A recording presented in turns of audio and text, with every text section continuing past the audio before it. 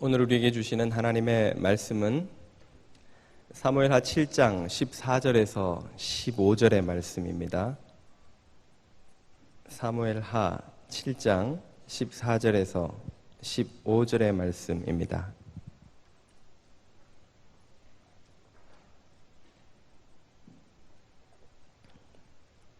다 같이 한 목소리로 읽어보겠습니다. 시작. 나는 그에게 아버지가 되고 그는 내게 아들이 되리니 그가 만일 죄를 범하면 내가 사람의 매와 인생의 채찍으로 징계하려니와 내가 내 앞에서 물러나게 한 사울에게서 내 은총을 빼앗은 것처럼 그에게서 빼앗지는 아니하리라. 아멘. 예전에 제가 섬기던 교회의 한 집사님의 인생 이야기입니다. 이분은 시골에서 태어나서 고등학교까지를 졸업하고 딱히 시골에서 할 일이 없으셔서 형님 집에 얹혀서 살게 되었습니다. 형님이 마음도 착하시고 또 어릴 때부터 의외도 좋아서 별 문제 없이 잘 살았는데 형수님이 들어오시면서부터 좀 세상 말로 상황이 꼬이기 시작했습니다.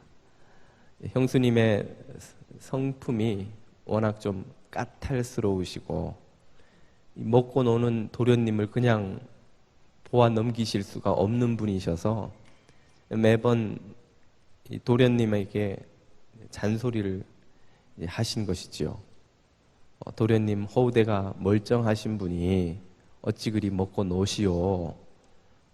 그 젊은 힘에 뭐라도 하시오. 처음에는 걱정해 주시는 말씀으로 들었지만 하루 이틀이지 날마다 반복이 되니 슬슬 듣기 힘든 잔소리가 되어가고 나중에는 견디기 어려울 지경이 되었습니다. 먹어도 배가 고픈 나이인지라 하루는 광에 들어가서 고구마를 몇 개 꺼내 먹고 나오는데 마침 형수님과 외나무 다리에서 딱 마주치고야 만 것이지요. 그날도 어김없이 형수님은 잔소리의 세례를 베풀어 주셨습니다. 어찌 도련님은 그리 일도 안 하시며 먹어대기만 하시는 거요. 그렇게 먹어대시면 형님이 시원찮은 벌이로 벌어오는 걸로 뭐가 남아나겠어. 그렇게 시작된 잔소리가 끝날 줄을 모르자 도저히 견딜 수 없게 된 이 집사님은 집을 나가기로 마음을 먹으셨습니다. 어찌되었건 형님 집을 떠나고 또 고향을 떠난다 생각하니 마음이 서글프고 안타깝고 또 형님 보기에도 민망하고 그러면서도 분하고 원통하고 형수님이 밉고 고향을 떠날래니 만감이 교차하더라는 것입니다. 그렇게 고향을 떠나서 서울에 있는 먼 친척집에 신세를 지게 되었습니다. 그 먼 친척 되시는 어르신께서 이 젊은 집사님이죠. 어린 집사님이라고 해야 할까요? 말씀하시기를 서울에서는 공부를 해야 하니 너도 지금부터라도 다시 공부를 해라. 집에 있으려니 아무리 친척이라도 먼 친척인데 눈치가 보이고 놀러를 가려니 돈이 한 푼도 없고 결국 하루 종일 있어도 눈치 안 보이고 마음 편한 데는 도서관밖에 없더랍니다. 갈 데가 없어서 도서관에 앉아서 주구장창 책을 보다 보니 시험이 성적이 잘 나왔습니다. 그래서 여행이 어느 대학에 의대에 입학하게 되었습니다. 그렇게 시작된 생활이 이제 학교를 졸업하고 의사가 되고 꽤 성공적인 의사가 되고 지역사회에서도 많은 기여를 하고 존경받는 그런 남부럽지 않은 인생이 되었습니다. 이 집사님은 당신 인생 스토리를 이야기하실 때마다 당신 성공의 절반은 형수님 덕이라고 그렇게 형수님께 영광을 돌립니다. 형수님이 그때 나를 들복 가서 쫓아내주지 않았더라면 지금쯤 나는 시골에서 할 일 없이 왔다 갔다 하는 노인네나 되어 있을 것이라고 그렇게 말씀하시면서 고향에 한 번씩 내려가시면 형님보다 형수님을 더 반가워하고 고마워한다는 것이죠. 그리고는 형수님 덕분에 내가 이렇게 성공했다고, 그때 정말 고마웠다고 그렇게 말씀하신다는 것입니다. 이분의 인생 이야기를 듣다 보면 우리가 삶에서 경험하는 아주 한 가지 중요한 원리를 깨닫게 됩니다. 그것은 지금 인생의 장애물처럼 보이는 그 어떤 사람, 사건이 알고 보면, 시간이 지나놓고 보면 오히려 인생의 도약의 발판이 될 수도 있다는 것입니다. 놀랍게도 장애물이 도약판이 되는 이러한 일들은 우리 인생에서 자주 일어나는 일입니다. 어째서 장애물이 도약판이 되는 것일까요? 그리고 우리는 우리 인생의 장애물을 어떻게 인생의 도약판으로 바꿀 수 있는 것일까요? 바로 그러한 인생의 비밀을 오늘 우리는 성경 말씀을 통해서 듣고자 합니다. 오늘 본문 말씀은 다윗이 여호와를 위해 성전을 짓겠다는 마음을 먹었을 때에 하나님께서 나단 선지자를 통해서 다윗에게 들려주신 응답의 말씀입니다. 그 말씀을 요약해 보자면 다윗이 아닌 다윗의 아들에게서 성전을 짓겠다고 하시고 다윗과 그 아들에게 여러 가지 축복을 주시겠노라는 약속을 해 주시는 말씀입니다. 한마디로 말해서 오늘 본문을 포함한 이 전체 말씀은 축복의 패키지와 같은 것이죠. 여러 가지 축복이 선물 상자 안에 함께 들어있는 패키지인데 그 패키지 안에 오늘 읽은 본문 14절, 15절이 들어있습니다. 그 패키지 안에 무엇이 들어있는지를 한번 보시지요. 14절 말씀입니다. 나는 그에게 아버지가 되고 그는 내게 아들이 되리니 그가 만일 죄를 범하면 내가 사람의 매와 인생의 채찍으로 징계하려니와. 이 축복의 패키지 안에 징계가 들어있습니다. 징계, 꾸지람, 바로잡음이겠죠. 그리고 그 징계의 방법은 사람의 매와 인생의 채찍입니다. 개역 성경을 보면 사람 막대기와 인생 채찍이라고 나옵니다. 바로 이 두 가지가 하나님이 쓰시는 징계의 도구라는 것이죠. 그리고 또 축복의 도구라는 의미이기도 합니다. 사람 막대기, 여러분 막대기로 맞아보셨습니까? 저와 여러분은 아마도 맞으면서 자라는 세대이기에 아마 많이들 맞으면서 자라보셨으리라 생각합니다. 또 남자분들은 군대에 갔다 오셨다면 또 막대기로 맞는 게 어떤 것인지 아마 우리들의 엉덩이는 잘 알지요. 막대기, 때리면 아픈 그것입니다. 사람 막대기, 우리 인생에 막대기처럼 아프게 하는 사람들이 있습니까? 있죠. 꼭 있다 이런 사람, 많다 이런 사람.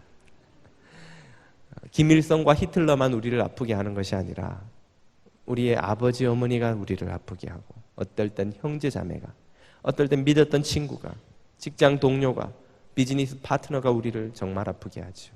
어떤 땐 교우들이, 어떤 땐 자녀들이 우리를 아프게 하기도 합니다. 인생의 막대기죠. 사람 막대기죠. 또 인생의 채찍이 있습니다. 채찍 쫙. 여러분 중에 채찍으로 맞아보신 분은 별로 그래도 없으실 것 같은데 비슷한 게 있습니다. 혁대로 맞아보셨습니까? 놀라시는 분은 좀 유복하게 자라신 분들이고 혁대 그거 이러시는 분들은 아마 저처럼 좀 어렵게 호된 부모님 밑에서 자라시지 않으셨을까. 채찍은 때리면 우리의 몸에 깊고 지워지지 않는 이 생채기를 남기죠. 아주 고통스럽습니다. 정말 매와 또 비교할 수 없이 아픈 것이 채찍입니다. 우리 인생에 이 채찍처럼 아픈 사건이 있죠. 비즈니스의 실패, 결혼의 실패, 자녀와의 관계에서의 문제, 혹은 건강의 문제, 예기치 않았던 여러 가지 문제들이 이 채찍처럼, 채찍보다 더 아픕니다. 채찍은 맞고 약 바르면 얼마 지나면 낫지만 영혼의 상처를 낸 채찍은 어지간해서 잘 낫지도 않는 경우가 많습니다. 이렇게 사람 막대기와 인생 채찍, 너무나 아프고 할 수만 있으면 피해가고 싶은 벌인데, 이것이 저주가 아니라 축복이라는 것입니다. 하나님의 축복의 패키지 안에 들어있는 거예요. 축복의 상자를 열면 그 안에 이 사람 막대기와 인생 채찍이 들어있다는 겁니다. 섬뜩한 이 막대기와 채찍이 말이지요. 어떻게 해서 이 사람 막대기와 인생 채찍이 저주가 아니고 축복이 될 수 있습니까? 그 첫 번째 이유는 이미 말씀드린 것처럼 그것이 장애물처럼 보이지만 결국에는 인생의 도약판이 되는 일들이 많기 때문입니다.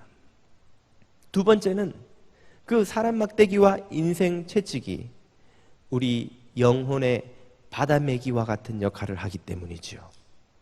이게 무슨 말인가? 영국의 유명한 역사가 토인비가 했다는 다음과 같은 이야기를 여러분 한 번쯤 들어보셨으리라 생각합니다. 영국의 청어잡이 어부들이 오랫동안 가지고 있었던 고민이 있습니다. 이 청어를 먼 바다에서 잡아서 항구로 실어 오면, 그 잡을 때 팔팔하던 그 청어들이 항구에서는 그만 시들시들 죽어가거나 이미 죽어버리거나 힘을 잃어버리고 아주 싱싱함을 잃어버린 청어가 되어서 상품 가치가 형편없이 떨어진다는 것이죠. 요즘처럼 냉동고나 보관시설이 발달하지 않은 시대에 어떻게 그 청어를 잘 싱싱하게 먼 바다에서 잡아 가지고 올 수 있을까 고민하던 어부에게 한 어부가 낸 기막힌 아이디어가 문제를 해결해 주었다고 합니다. 그 어부가 낸 아이디어는 보통 청어를 잡을 때 그물에 함께 잡히는 청어의 천적인 바다메기를 예전에는 다 버렸는데 같이 물탱크에 넣어가면 청어를 잡아먹으니까 그 바다메기 한 마리를 버리지 않고 물탱크에 같이 넣어두는 것입니다. 그러면 바다메기 입장에서는 그 좁은 물탱크에 청어가 가득하니 이게 웬 노다지요, 웬 횡재요, 신이 나서 청어를 쫓아다니겠죠. 반대로 청어 입장에서는 그렇지 않아도 좁아 터진 이 물탱크에 날 잡아먹는 바다메기가 들어왔으니 죽기 살기로 도망을 다니는 거죠. 살겠다고. 그렇게 도망치다 보면 배는 어느새 항구에 도착하는 것입니다. 그러면 항구에 도착해도 청어들이 여전히 싱싱하고 펄떡펄떡 뛰는 그 힘을 가진 채 살아 있다는 것이죠. 그래서 비싼 값에 팔 수 있게 되었다는 것입니다. 이 이야기는 우리의 영혼은 바다메기처럼 위기가 없으면 금세 잠들어버리고 시들어버리고 생기를 잃어버리는 존재라는 걸 깨닫게 해줍니다. 저와 여러분의 영혼은 한결같이 문제가 없으면 어떤 상태에 빠집니까? 우리가 아이들에게 잘 쓰는 스포일 됐다는 그런 상태에 빠지죠. 방탕해, 게을러집니다. 기도를 잃어버립니다. 잠들어버립니다. 영혼의 잠은 영혼의 멸망으로 가는 지름길입니다. 그때는 아무리 깨워도 깨어나지 않는 거예요. 이보시오, 깨어서 기도해야지요. 해야지요. 그러나 눈은 안 떠집니다. 이 상태에서 우리가 벗어날 수가 없습니다. 그럴 때에 바다메기처럼 우리의 영혼을 잡아먹는 위기가 찾아오면 번쩍 정신이 들어서 잠에서 깨어나죠. 기도를 하게 되죠. 하나님의 음성에 귀 기울입니다. 하나님의 뜻이 어디 있는지 찾으려고 애를 쓰게 되지요. 하나님을 붙들고 매달리게 됩니다. 이것이 바로 사람 막대기와 인생 채찍이 우리의 영혼에 하는 일입니다. 그러므로 사람 막대기와 인생 채찍은 우리에게 또한 축복이 되는 것입니다. 세 번째로 사람 막대기와 인생 채찍은 우리 믿음의 용광로가 됩니다. 욥은 욥기 23장 10절에서 다음과 같이 고백하였습니다. 나의 가는 길을 오직 그가 아시나니. 나는 욥이고 그는 하나님이시죠. 그분이 나를 단련하신 후에는 내가 정금같이 나오리라. 정금. 정금이 권사님 혹시 보셨어요? 편집해 주십시오. 정금. 정결한 금, 순금 99.9%의 이 금은 불순물이 없는 것이죠. 이 금을 얻으려면 어떻게 해야 됩니까? 14K, 18K하고는 비교하지를 마세요. 기분 나쁩니다, 정금이. 정금은 순수한 불순물이 없는 금입니다. 이 금은 단련을 통해서만 얻어지는 것이죠. 어디에서? 용광로에서. 용광로에서 모든 불순물을 녹여버리고 정결하게 금만 골라내는 그 불길을 통과한 금만이 정금이 되는 것입니다. 우리의 믿음도 마찬가지입니다. 우리가 하나님을 향해 사랑을 고백하고 믿음을 고백하지만 사실 우리의 마음속에 얼마나 불순물이 많습니까? 사심이 얼마나 많습니까? 사사로운 욕심, 나의 체면, 나의 위신, 나의 이익, 나의 복, 내가 잘 되는 것, 내 자녀 잘 되는 것, 하나님이 내게 기도 응답하시고 도와주실 때야 내 하나님, 내 주님이지만 내 뜻을 외면하시면, 내 뜻대로 도와주시지 않으시면, 내 편이 돼주시지 않으시면 언제 그랬냐는 듯이 섭섭하고 외면하고 주님께 충성할 마음이 생기지 않는, 내 이익과 결부되지 않으면 주님을 섬기는 것도 망설여지는 불순물이 우리 안에 얼마나 많습니까? 그것을 제거할 수 있는 유일한 길이 무엇밖에 없다고요? 용광로를 통과하는 것밖에 없는 것입니다. 그리고 우리에게 그 용광로의 노릇을 해주는 유일한 것은 바로 사람 막대기와 인생 채찍입니다. 주님께서 쓰시는 그 사람 막대기, 인생 채찍을 맞으면서 깨지면서 찢어지면서 주님 앞에 나아가 모든 불순물이 걸러지는 은혜를 경험하게 되는 것입니다. 그러므로 사람 막대기와 인생 채찍은 우리 인생의 도약판이 되고 우리 영혼의 바다매기가 되고 우리 믿음의 용광로가 되는 것입니다. 그래서 사람 막대기와 인생 채찍은 우리에게 저주가 아니고 축복입니다. 이 사실을 여러분이 믿으실 수 있기를 축복합니다. 이 사람 막대기와 인생 채찍이 그러나 우리에게 진정한 축복이 되려면 가만히 있으면 됩니까?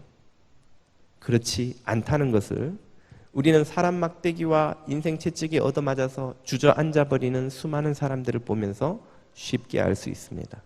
저절로 그것이 우리에게 축복이 되는 것이 아닙니다.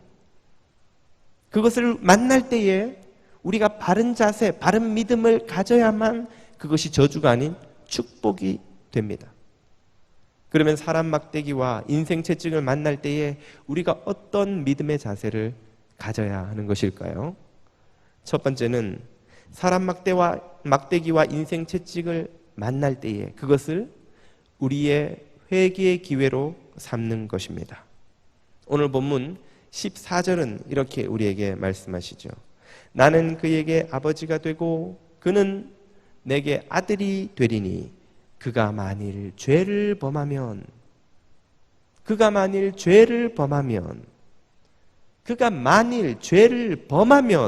내가 사람의 매와 인생의 채찍으로 징계하려니와. 우리가 욥처럼 무고하게 고난을 겪는 경우도 있습니다. 그러나 그 못지않게 많은 경우가 우리의 죄와 어리석음이 불러온 고난입니다. 사람 막대기, 인생 채찍을 우리가 스스로 불러오는 경우가 얼마나 많은지요. 그것에 맞아 아플 때에 내가 하나님 앞에서 무슨 잘못을 저지르고 무슨 어리석은 생각을 하고 무슨 어리석은 짓을 해왔는지를 돌아보는 것이야말로 이 아픔을 축복의 기회로 만드는 비밀입니다. 이것을 깨닫지 못하면 우리는 즉각적으로 나오는 반응을 쫓아가게 됩니다. 여러분, 사람 막대기에 맞고 인생 채찍에 얻어맞으면 즉각 무슨 반응이 나옵니까? 탓, 원망, 불평, 저주가 나오죠. 때리는 사람을 탓합니다. 그 인생 채찍을 원망합니다. 나를 이런 고난 속에 내버려 두신 하나님을 향해서 섭섭한 마음이 생기고 말이 튀어나옵니다. 불평합니다. 원망합니다. 그렇게 해서는 이 위기를, 이 어려움을 축복으로 만들 수 없다는 것이죠. 오히려 그 아픔이 왜 내게 온 것인가 스스로를 돌아보고 회개하는 기회로 삼을 때에 그것이 축복의 기회가 됩니다. 그래서 전도서 7장 14절은 이렇게 말합니다. 형통한 날에는 기뻐하고 곤고한 날에는 생각하라. 생각하라. 말하지 말고 곤고한 날이 오면 우리는 말부터 하게 되죠. 즉각 원망하고 탓하고 사람을 찾아가서 힘들어요 죽겠어요. 나는 왜 이래요? 왜 나만 이래요? 왜 하필 나예요? 그래봐야 문제가 해결되지도 않고 더 깊은 늪에만 빠져갑니다. 더 깊은 비관의 늪에서 벗어나올 수 없습니다. 그때 생각해야 합니다. 어디서? 하나님 앞에서. 무엇을 가지고? 말씀을 가지고. 말씀의 거울 앞에 서서 나를 비추며 생각하고 또 생각하고, 그 말은 기도하고 또 기도하고, 주님 앞에 묻고 또 묻고, 그렇게 할 때에 주님께서 나를 바로잡으실 수 있는 기회를 얻게 되는 것이죠. 말씀이 나를 회복시킬 수 있는 찬스를 얻게 되는 것이죠. 이렇게 하나님 앞에서 자신을 돌아볼 때 우리는 사람 막대기와 인생 채찍을 축복의 기회로 삼을 수 있는 것입니다. 주님 앞에서 스스로를 돌아보는 이런 겸손함이 저와 여러분 모두에게 있으시길 축원드립니다. 두 번째로 우리가 사람 막대기와 인생 채찍을 축복으로 바꾸는 방법은 그것을 만날 때에 하나님의 은총을 여전히 믿는 것입니다. 하나님의 은총이 우리 위에 머물러 있음을 잊지 않는 것입니다. 우리가 읽은 본문 15절은 또 이렇게 말씀하시지요. 내가 너의 앞에서 물러나게 한 사울에게서 내 은총을 빼앗은 것처럼 그에게서 빼앗지는 아니하리라. 우리가 읽은 14절에서는 그와 내가 아버지와 아들이 되었다고 말씀하셨습니다. 아버지가 아들을 꾸짖을 수도 있고 혹은 매를 들 수도 있지만 그렇다고 해서 그 아들을 호적에서 파버리지는 않습니다. 그 아들을 집에서 쫓아내버리지 않습니다. 그 아들을 거리에 불량배들에게 내팽개치고 이놈 데리고 가서 니네 마음대로 유린해라고 내팽개치지는 않습니다. 아버지는 사랑하기에 꾸짖는 것이고 꾸짖는다고 해도 사랑은 여전한 것이죠. 바로 그 사실을 잊지 말라는 것입니다. 해는 항상 우리 위에 있듯이 하나님의 은총은 항상 우리 위에 있습니다. 구름이 잠시 해를 가릴 수는 있고 잠시 장마비가 해가 보이지 않게 만들 수는 있지만 장마는 언젠가 끝이 나고 구름은 반드시 비켜나게 마련입니다. 그리고 해는 다시 우리에게 비추듯이 하나님의 은총은 여전히 우리 위에 있습니다. 이것을 믿을 수 있어야 됩니다. 이 하나님의 은총이 항상 우리 위에 있다는 것을 신뢰하지 못하면 우리는 자기 비관과 자포자기에 빠집니다. 우리가 고난을 만날 때 둘 수 있는 최고의 악수가 이것입니다. 자기 비하, 자포자기입니다. 자기 비하. 나는 글러먹었어. 나는 처음부터 안 되는 놈이야. 내가 잘된 건 요행이 잠시 잘된 것뿐이야. 이제 망한 게 내 원래 모습이야. 나는 남편으로 자격이 없어. 나는 엄마로서 자격이 없어. 포기할래. 손 들어버리는 것이죠. 에이, 내가 무슨 영화를 보겠다고 여기서 다 관둬. 다 그만둬. 내가 왜 그런 소리 들어가면서 내가 섬기고, 왜 내가 그런 꼴 봐가면서 여기서 일하고 이 직장에 다니는 거예요. 아, 관둬 싫어. 자포자기입니다. 자기 비하는 그러나 회개와 다릅니다. 자포자기는 근심과 다릅니다. 회개는 은총을 의지하는 것이지만 자기 비하는 은총을 거부하는 것입니다. 근심은 회복의 산을 오르는 것이지만 자포자기는 절망의 벼랑에 몸을 내던지는 것입니다. 자기 비하나 자포자기는 모두 불신앙의 결과입니다. 은총을 믿는 이는 회개와 근심과 회복의 길을 가지 자기 비하와 자포자기의 길을 가지 않습니다. 그러므로 우리는 인생 막대기가 우리를 때릴 때에, 인생 채찍이 우리의 몸을 휘감을 때에, 그때 자기 비하나 자포자기에 빠지면 안 됩니다. 회개하고 근신하고 다시금 주님 앞에서 회복되는 길을 가야 하는 것이죠. 이것이 하나님의 은총을 믿는 자녀들의 바른 태도입니다. 이것이 위기를 축복의 기회로 만드는 성도들의 바른 태도입니다. 아직 섣부른 결론일 수도 있습니다만 저희 집에서는 사랑이가 믿음이 제일 좋습니다. 무슨 야단을 쳐도 얘는 아빠의 다리를 잡고 떨어지질 않아요. 아빠! 그리고 아빠! 울면서도 아빠 다리를 끝까지 붙들고 있어요. 아는 거예요, 이 녀석은. 아빠가 자기를 향해서 엄청난 사랑으로 사랑하고 있다는 것을 믿는 거예요. 믿는 거예요. 정말 믿음이 좋아요, 이 녀석. 그럼 아빠가 어떻게 합니까? 그래, 이놈아, 그러지 마라. 그럼 옆에서 야단 치는 거야, 뭐 하는 거야? 야단 치잖아, 지금. 사랑아, 그러지 마. 야단 칠 수가 없어요, 믿음이 좋은 아이는. 야단이 안 돼요, 안 돼요. 하나님의 은총이 우리와 변함없이 함께 하신다는 사실을 믿으면 아무리 사람 막대기가 나를 아프게 해도, 아무리 인생 채찍이 나를 쓰라리게 해도 자기 비하나 자포자기에 빠지지 않습니다. 하나님을 붙듭니다. 은총을 붙듭니다. 네, 하나님이 저를 사랑하시는 거 알아요. 이 정도 아픔으로 제가 포기하고 주저앉고 절망하지 않습니다. 사랑하는 여러분, 아프면 아플수록 더 하나님의 은총을 믿고 붙드실 수 있기를 축원드립니다. 마지막으로 우리를 때리는 사람 막대기와 인생 채찍을 축복의 기회로 만들 수 있는 비밀은 감사의 능력을 사용하는 것입니다. 우리가 잘 아는 데살로니가전서 5장 16절에서 18절은 이렇게 말씀하시죠. 항상 기뻐하라, 쉬지 말고 기도하라, 그리고 범사에 모든 일에 감사하라. 이는 그리스도 예수 안에서 너희를 향하신 하나님의 뜻이니라. 아니, 왜 범사에 감사하라고 합니까? 좋은 일에 감사해야 당연하지만 나쁜 일에, 힘든 일에, 불행한 일에 어떻게 감사를 할 수 있다는 말입니까? 나를 때리는 막대기 같은 사람에게 어떻게 감사를 할 수 있단 말입니까? 왜냐하면 그 감사는 능력이기 때문입니다. 그 감사에는 상황을 바꾸고 기적을 일으키는 능력이 있기 때문입니다. 여러분을 때리는 사람 막대기에게 여러분 감사해 보십시오. 어떤 일이 일어날까요? 그 막대기가 처음엔 여러분을 보고 놀라죠. 인간이 미쳤나? 내가 자기를 때리는데 왜 나한테 감사를 하는 거야? 그러나 그 감사가 진실한 것임을 깨닫게 되면 그 막대기가 변화됩니다. 그 막대기가 도우미로 바뀌는 거예요.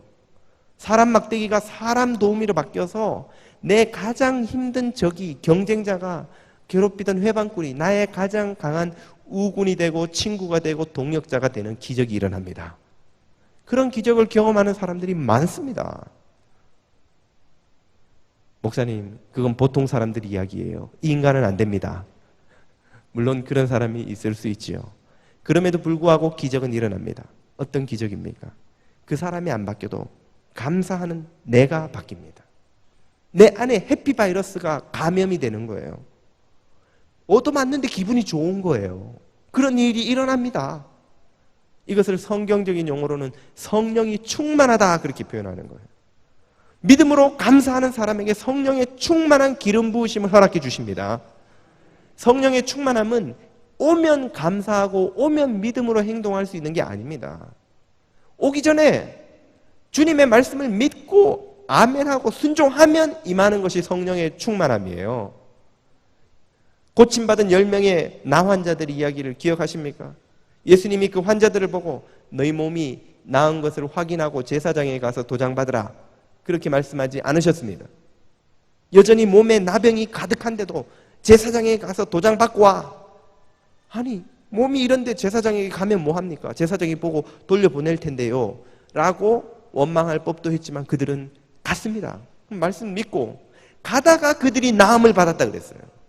제사장에게 가는 것은 나았다고 확인 도장 받으러 가는 것이거든요. 레위기에 의하면 나아야만 가는 길인데 낫기 전에 가라는 거예요. 그래서 가다 보니까 나아버린 거예요. 이게 성령 충만의 비밀입니다. 주님 성령 충만하게 해주시면 제가 전도도 하지요. 성령 충만하게 해주시면 섬기지요. 성령 충만하게 하시면 용서하지요.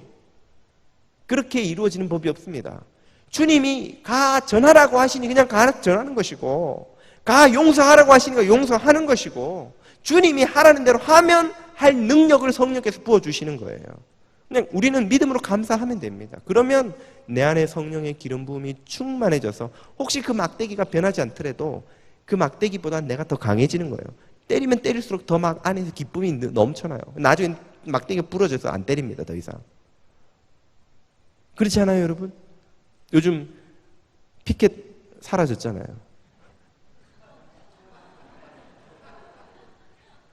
이해 못 하시겠어요? 사라졌잖아요. 그거 우리가 탓하고 원망하고 할 필요도 없어요. 그냥 묵묵히 주님 일하고 감사하고 주님 뜻을 구하면 주님께서 해결하시는 거예요. 아멘. 예, 아멘 하셔야 됩니다. 감사는 주님의 명령이에요. 해보라는 거예요, 주님이. 네가 내 말대로 감사해보라는 거예요. 그러면 인생 막대기가 인생 도우미가 되는 기적이 일어나고, 감사하는 자에게 성령의 기름 부음이 충만히 임해서 막대기가 더 이상 안 아파요. 때려도 아프지 않습니다. 또 인생 채찍이 여러분을 막 휘감아 때리면 그 채찍으로 인해서 하나님께 감사해 보십시오. 그때도 기적이 일어납니다. 어떤 기적입니까? 그 인생 채찍이 축복이라는 사실을 깨닫는 거예요. 그리고 그 축복을 허락하시는 하나님의 섭리를 깨닫는 거예요. 그걸 감사하기 전에는 절대로 깨닫지 못합니다. 그걸 감사해 보기 전에는 우리 인생이란 배부르면 감사하고 배고프면 원망하는 이 유치원생들의 유아적인 사고방식에서 절대로 벗어나지 못하는 거예요. 순종하면 복 주고, 주일 성수 안 하면 주님 교통사고 나게 하시고, 11조 하면 비즈니스 잘 되고, 11조 안 하면 또 2배로 가져가시고, 그 수준에서 절대로 벗어나지 못하는 거예요. 그 유아적인 수준이죠. 흑백 논리, A 아니면 B, 그게 전부예요. 그러나 어른들의 세계는 흑백으로 설명할 수 없는 세계가 있다는 걸 아이들은 모르죠. 펄펄 끓는 탕에 들어가면서 시원하다, 그 말 듣고 들어갔다가 아빠 지금 아빠 이 물 뜨거워 죽겠는데 뭐가 시원해.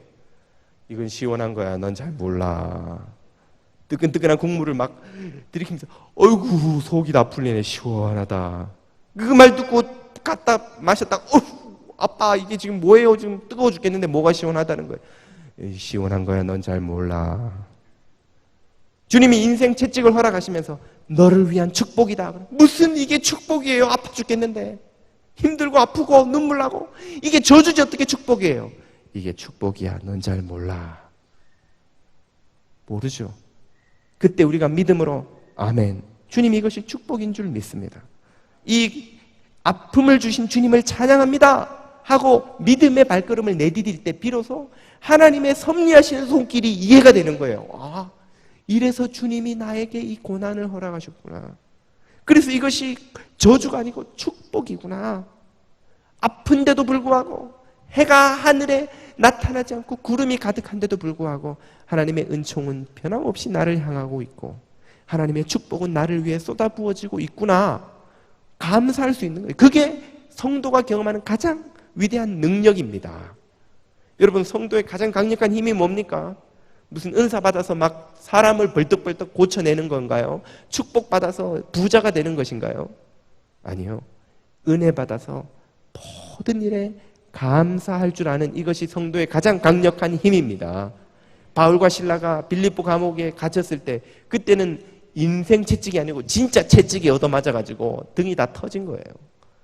피가 철철 흐르는데 바울과 실라가 감옥에서 하나님을 찬양하고 있는 것을 보고 그 간수가 충격을 받았습니다. 도대체 저 인간들은 누구고, 저 인간들이 찬양하는 신은 어떤 분일까? 그 밤에 지진이 일어나서 죄수들이 다 도망간 줄 알고 간수가 아이고 내가 책임져야 죽어야 되겠구나 자살하려고 하는데 바울과 실라가 우리가 도망가지 않았는데 왜 죽으려고 하시오? 그만하시오. 간수가 왜 도망 안 갔소? 뭐 이런 방구 묻지도 않아요. 그냥 엎어져서 선생님이여 내가 어찌하면 구원을 얻으리까? 그날 밤새 본 거예요. 그 찬양하며 감사하는 바울과 실라 안에 있는 힘을 본 거예요. 그 장면에서 바울은 그 유명한 선포를 하죠. 주 예수를 믿으라. 그리하면 너와 내 집이 구원을 얻으리라.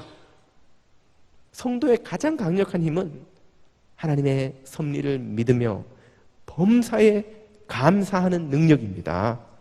그러므로 우리에게 찾아온 인생 막대기, 사람 막대기, 인생의 채찍을 대하는 가장 지혜롭고 그것을 축복으로 만드는 가장 강력한 힘은 바로 믿음으로 감사하는 것입니다. 사랑하는 여러분, 어떤 인생의 막대기가 지금 여러분을 아프게 하고 있습니까? 어떤 인생의 채찍이 여러분의 등과 가슴에 생채기를 내고 있습니까? 그것을 원망하고 탓하고 저주하고 불평하는 것은 아무 소용이 없을 뿐 아니라 우리를 향하신 하나님의 뜻을 깨닫지 못하는 것입니다. 항상 기뻐하라. 쉬지 말고 기도하라. 범사에 감사하라. 이는 너희를 향하신 그리스도 예수 안에서 너희를 향하신 하나님의 뜻이니라. 항상 감사함으로 그 고난을 축복의 기회로 만드실 수 있기를 축원드립니다.